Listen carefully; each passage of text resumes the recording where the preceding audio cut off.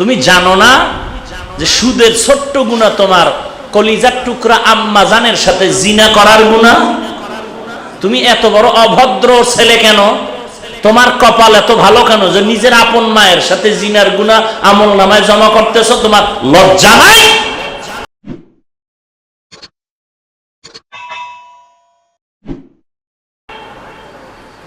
তুমি এত বেহায়া কেন?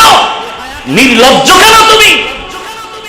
তুমি নিজের আপন মায়ের সাথে জিনার গুনাহ আমলনামায় জমা করতেছো। তুমি যদি মুসলমানের বাচ্চা হয়ে থাকো, তুমি কোরআন যদি বিশ্বাস করো, হাদিস যদি বিশ্বাস করো, তো এই রাসূলের এই কথা কেন বিশ্বাস করো না যে সুদের ছোট্ট গুনাহ নিজের আপন মায়ের সাথে জিনার সমান গুনাহ? জীবনে কল্লা ফালায় দিলেও তো কোনো সন্তান এই গুনাহ নিতে রাজি হবে না। তুমি এত নির্লজ্জ হইছো কেন? এত বেহায়া হয়েছো কেন?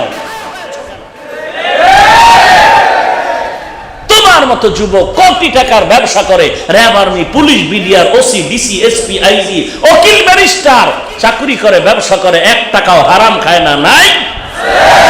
তুমি এত বেহায়া কেন? তোমার দিয়ে তাকাইয়া তো নবী 1500 বছর আগেই বলেছিলেন, লা ঈমান লিমান লা হায়া আলা, যার লজ্জা নাই তার ঈমান নাই। ও ল্যাংটা হলেও বলে আমার ইজ্জত এখনো 50% মজবুত। বুঝেন নাই? ল্যাংটা হলেও বলে 50% ইজ্জত এখনো মোটামুটি পর্দার আড়ালে আছে। রাগ করতেছেন? রাগ করতেছেন?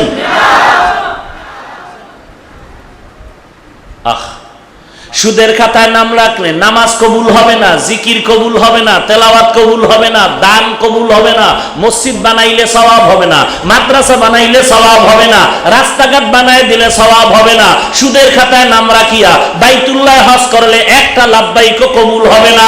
তওবা না করে যদি মরে যাও, আল্লাহর কোরআনের স্পষ্ট আয়াত, চিরস্থায়ী জাহান্নামের আসামি।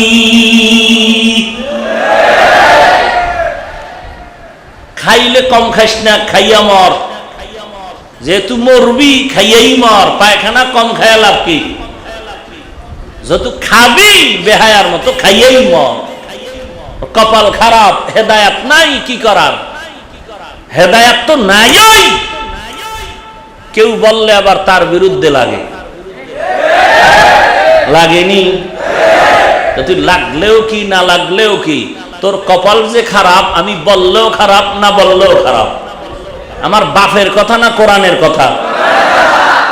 কোরআনে কই পাইলাম? আর একটু সহজ করে দেই। সূরা বাকারা, আলিফ লাম, যেই সূরাটা, সূরা বাকারার 275 নাম্বার আয়াত। আরবি পারবেন না, বাংলা পড়েন। বাংলা কিনবেন না, মোবাইলে ডাউনলোড করে পড়েন। আর কেমনে সহজভাবে বলতাম? মোবাইলে ডাউনলোড করবেন, বাংলা কোরআন লেখা সার্চ দিবেন, এরপরে সূরা বাকারা বের করবেন, আয়াত নাম্বার দিবেন 275। এর আগে পেছনে বহু আয়াত আছে, পারলে বাংলা তাফসিরও আছে, মাআরিফুল কোরআন, নূরুল কোরআন, ইবনে কাসির। ওখানে গিয়া দেখবেন কোন হুজুরের কোনো ফাজলামি আর চালাকির দরকার নাই। আমি হুজুর আইজেছি কাইল নাই, কোরআন আছে না নাই? বাস সূরা বাকারা 275 নাম্বার আয়াতে গিয়া দেখেন আপনাদের সম্মানের কি বয়ান সেখানে আছে। আল্লাহ হেদায়াত দান করুন।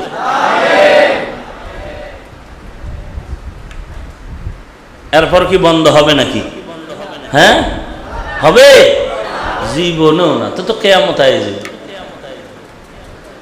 তারপরেও তো 2-1 বান্দা হয়তো ফিরতে পারে, হয়তো ফিরতে পারে। এটাই আমাকে পুঁজি আর কি। আল্লাহ আপনি কুদরতের হাতে আমাদের সবাইকে হেদায়াত দান করুন। জীবনের কামাই, রুজি, উপার্জন, ব্যয় করা সবকিছু হালাল পন্থায় কবুল করুন।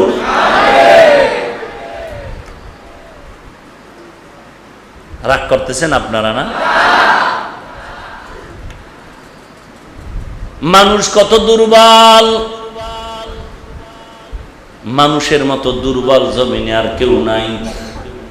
বান্দা চলার দিক থেকে দুর্বল, ঘুমের দিক থেকে দুর্বল, খানার দিক থেকেও দুর্বল। আহা, এবার আমাকে একটু জবাব দেন, এতক্ষণ আলোচনায় কি বুঝলেন? মানুষ স্বয়ং সম্পূর্ণ একা একা চলতে পারবে? কেউ যদি আমার টাকা বাড়ি গাড়ি সব আছে, আমি কোনো ফকিন্নি গরিবের কাছে হাত বিছাইব না, কোনো জিনিস চাইব না, কিছুর জন্য গরিবের দ্বারে যাব না।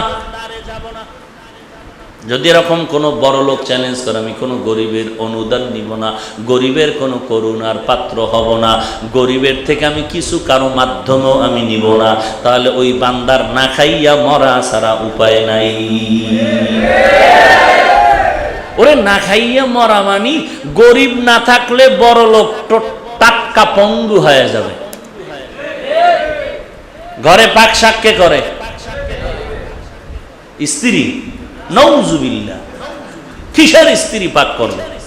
না বড় লোকের মাইয়া, আগুন লাগবে গায়ে, গরম লাগবে শরীরে, সহ্য করা যাবে না। বিয়ার আগে বলে কাজ করবে না আমার মাইয়া, 18-30 বছর লেখাপড়া করেছে, একটা ফুলের টোকা লাগতে দেই নাই। তুমি যে আমার মেয়েটারে বিবাহ করে নিবা, করবা কি? বলে করো কি? বলে আমি চাকরি করি। বাপে কি করে? টাকার মালিক। বলে কাজের মেয়ে কয়জন? বলে 3 জন। বলে আরো 2 জন লও। তাড়াতাড়ি আমার মেয়েকে কষ্ট দেওয়া যাবে না? বলে অবশ্যই না। কপাল বড় খারাপ, জীবনের স্ত্রীর হাতের রান্না বান্না খাওয়া বড় কষ্ট হয়ে গেল। কিন্তু আমাদের দেশের প্রধানমন্ত্রী এখনো নিজ হাতে রান্না করে মাঝে মাঝে খায় আর খাওয়ায়, হয় না? এরা তো গুণের নারী। কি এর নারী এরা? কি বুঝলেন? আওয়ামী লীগ করলাম না, আওয়ামী লীগ করলাম না। বহু তার ছেড়ে বসে থাকে তো, ছিদ্র পাইলে আঙ্গুল দিতে আর দেরি করে না। আছে না নাই? দেখতে নারী চলন বাঁকা, দেখতে নারী চলন বাঁকা। আল্লাহ হেদায়াত দান করুন। এরে নবীর উম্মতের দল স্বাদের স্ত্রীর জন্য 50,000 টাকা দামের শাড়ি, স্বর্ণ গহনা, অলংকার, ঠিক নেই? কিন্তু স্ত্রী খানাটা আগায় দেয় না। বাংলাদেশের মধ্যে একজন ধনী মানুষের নাম আপনারা জানেন, যে বান্দা এত কোটি টাকার একটা কলম ব্যবহার করে, ঘড়ি ব্যবহার করে, পৃথিবীর কোম্পানি আর ওনার এই কলম ছাড়া আর কারো কলম বানায় না। আছে না নাই? তার জন্য একটা ঘড়ি বানাইছে, ঘড়ি আর কারো জন্য বানাবে না। On piece. ওই বান্দারে খানা খাওয়া দেয় কাজের মেয়েরা, হাত দিয়েও না, থুর হাত না পাক। মাঝখানে কি ঢুকছে? চামিচ, ঠিক না? চামিচ দিয়ে খানা দেয়। 2-1টা ভাতের অংশ, খানার অংশ যদি ঠোঁটে মুখে লাগে, পরে আবার টিস্যু দিয়ে মুছতে থাকে। আর একজনে কেমন ভঙ্গু হয়ে বসে চিন্তা করে, যে ঠোঁটে কিছু লাগছে এটাও আর একজনে মুছে দিচ্ছে। আহারে আল্লাহ না জানি কি করলেন বান্দারে হাত দিয়া। কত মানুষ এই জমিনে হাত নাই, কান্না করে আল্লাহ হাত নাই। আল্লাহ যদি এর হাতটা খুইলে ওর হাতে দিয়ে দিতেন কতই না ভালো হইতো। কারণ এই বান্দার হাত থাকতেও হাতের মর্যাদা বুঝলো না। 5 আঙ্গুলের একটা চামিচ আল্লাহ বানায় দিছেন, এই চামিচটারে ব্যবহার করলো না। এই যে আপনাদের কুমিল্লা রোডে মাঝে মাঝে যাই, হোটেলের মধ্যে মাঝে মাঝে নাস্তা করি, বসারও কায়দা নাই। মুসিবত, বললে বিপদ, না বললে আরো বিপদ। আমার মতো মোল্লা ওখানে ঢুকলে যে একটু ইস্তেঞ্জা করব, বসে বসে প্রস্রাব করব, অনেক হোটেলে সেই সিস্টেমও নেই। তখন আমার বাথরুমে ঢুকা ছাড়া হ্যাঁ গিয়েও ভেজাল, উঁচু কমেট, হ্যাঁ নিচা কমট নাই, সব উঁচু। এটার এবার ইংলিশ কমেট বলে, বাংলা কমট নাই। হ্যাঁ এখানে বইয়া কি কায়দা আছে? কথা বলেন না কেন?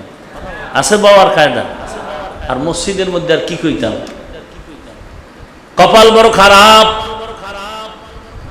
তো এক জায়গায় নাস্তা করতে বসলাম, পার্শ্বে আর এক টেবিলের মধ্যে নারী পুরুষ 10-12 জন নাস্তা করতেছে। এদের টেবিলের 5-7টা টেবিলের অনেক দূরে একটা সুন্দরী মেয়ে স্কার্ফ লাগায় বসে আছে, অল্প বয়সের। হোটেলের কর্মচারীরা ইশারা করে বললেন যে হুজুর ওই যে মেয়েটা বসা, এই মেয়েটা কিন্তু তাদেরই কাজের সন্তান। এরা 13 রকমের খানার আইটেম অর্ডার দিয়েছে, মেয়েটার জন্য কিছু অর্ডার দেয় নাই। এই কপাল পরা মানুষ রূপী কুত্তা, তোর কপালে ঠাডা পড়বে না তো কার কপালে পড়বে? তোর কিডনি নষ্ট হবে না তো কাটটা হবে? তোর ব্যবসা প্রতিষ্ঠানে আগুন লাগবে না তো কাটটায় লাগবে? ওই বাচ্চা মেয়েটা কত উপকার করে, যে উপকার তোমার স্ত্রী করে না, তোমার ছেলে করে না।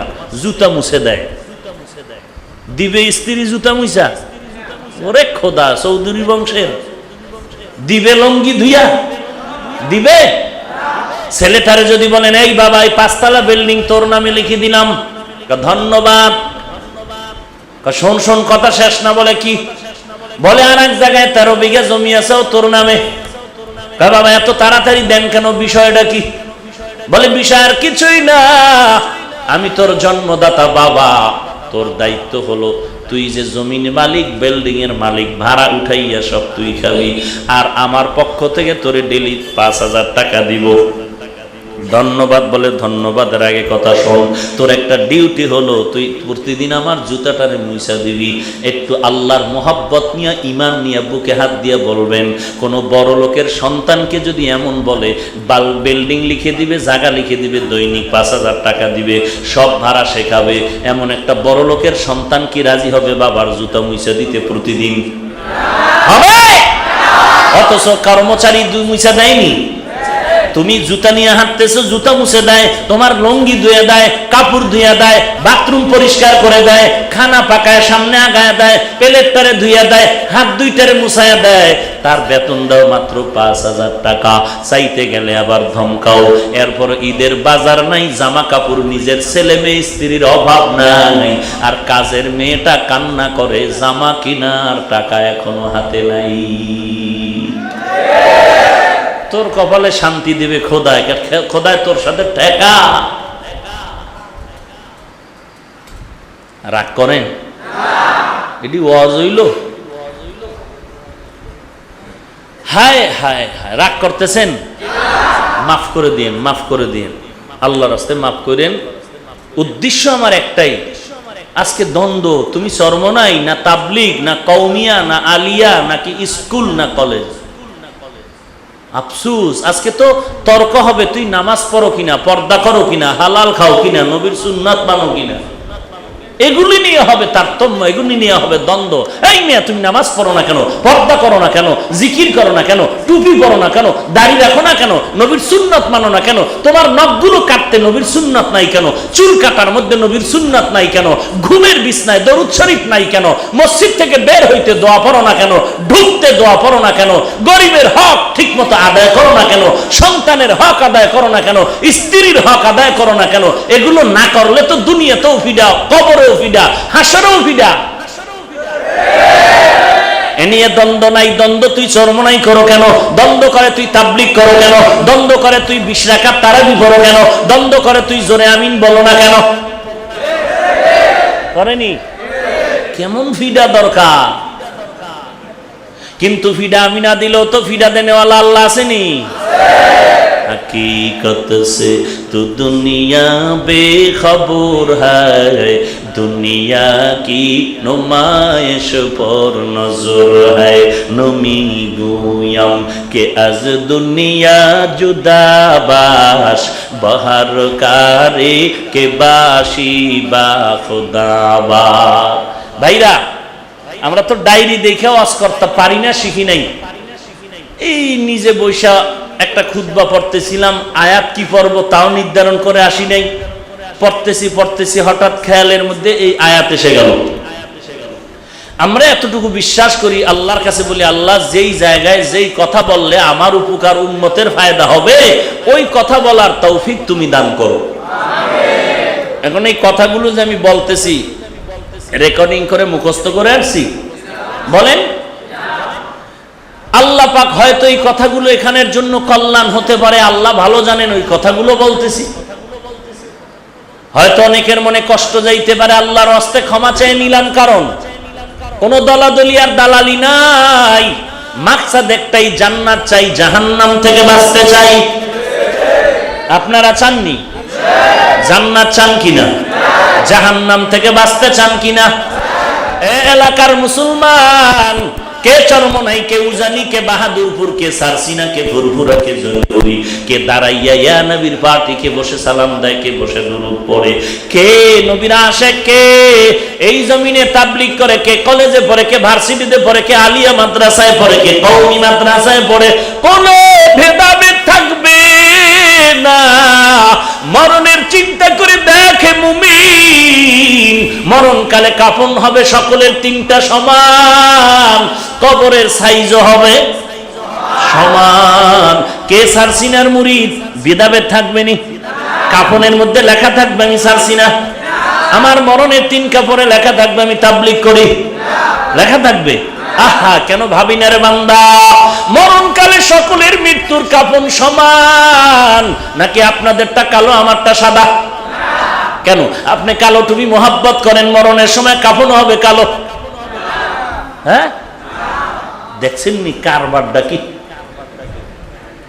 চিন্তা করেন তো, দুনিয়াতে লয়ে কি কিলাকিলি, এই তুই কালো পরলি না কেন, সবুজ পরলি না কেন, সাদার গুল্লি মারি, হ্যাঁ তুই পাস করলি বললি না কেন, তুই গোলটা বললি না কেন, মরণের সময় কি করলি নিয়ে কিলাকিলি? সবার জন্য সেলাইবিহীন কাপড় সমান, কালো সবুজ আর সাদা নিয়ে কোনো ভেদাভেদ নেই, সবার জন্য। আফসোস, মানুষ 5টা মিনিট যদি চিন্তা করে আর দ্বন্দ্ব করতে পারে? 5টা মিনিট যদি চিন্তা করে, আসলেই তো আমি এখন না চিল্লা চিল্লি করি, গোল টুপি দিলি কেন, কালো টুপি দিলি কেন, সবুজ পরলি কেন, কল্লি দিলি কেন, সবুজ কেন নাই, কালো কেন নাই, এইরকম দ্বন্দ্ব কেন করি? মরার সময় তো সবার একই কাফন, তিনটা কালার, সবার আলাদা না সমান? কবরের সাইজ পিসাবেরটা বড়, মুরিদেরটা ছোট, হ্যাঁ কোনটা একই ফ্যান, এসি, কিছু থাকবে না? না, এরপরে মরণের পরে সবাইকে দাফন করবে, মাটি দিয়ে পাড়ায় পাড়ায় দিবে, আর কি দোয়াটা পড়বে? মিনহা খালাকনাকুম ওয়া ফিহা নুঈদুকুম ওয়া মিনহা নুখরিজুকুম তারাতান উখরা। এরপরে বিসমিল্লাহি ওয়া আলা মিল্লাতি রাসূলিল্লাহ, সবার জন্য এই দোয়া পড়েনি? এরপরে কবরে ঢুকেই গেলাম, সবাই চলে গেল, এখন কিন্তু কে ছেলে, কে মেয়ে, কে ভাই, কে বোন পরিচয়? আমি এখন একা, ডানে মাটি, বামে মাটি, সামনে মাটি, সব আমি ভাবছিলাম দুনিয়ার সবাই আপন, আমার মা আপন, আমার বাপ আপন, আমার ভাই বোন আপন, কেউ এখন আপন দেখলাম না, সবাই চলে গেল। অপরিচিত লোকটা যেমনি ভাবে চলে যায়, আমার পরিচিত লোকটাও তেমনি ভাবে চলে গেল। কেউ কবরের পাশে একা একা থাকে না, মনে চাইলেও পারে না, অন্তরে ভয় লাগে। জঙ্গল, বাঁশবাগান, সাপের ভয়, বিচ্ছুর ভয়, ঠিক নেই?